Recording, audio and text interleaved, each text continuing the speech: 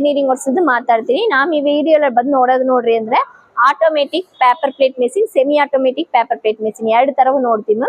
ಅದ single dye machine ಅಂತ ಈ ತರ ವಿಡಿಯೋ ನಮ್ ನೋಡ್ತೀವಿ. ಸಿಂಗಲ್ ಡೈ ಮೆಷಿನ್ ಇದು ಬಂದು ನೋಡ್ರಿ ಅಂದ್ರೆ ನಿಮಗೆ ಆಟೋಮೆಟಿಕ್ ತರ ಬಂದು ನೋಡ್ರಿ ಅಂದ್ರೆ ನಿಮ್ ಟೈಮಿಂಗ್ ಸೆಟ್ ಮಾಡಿಬಿಟ್ರಿ ಅಂದ್ರೆ ಡೈ ಬಂದು ಅಪ್ ಅಂಡ್ ಡೌನ್ ಬಂದು ಮೂವ್ಮೆಂಟ್ ಆಗೋದು.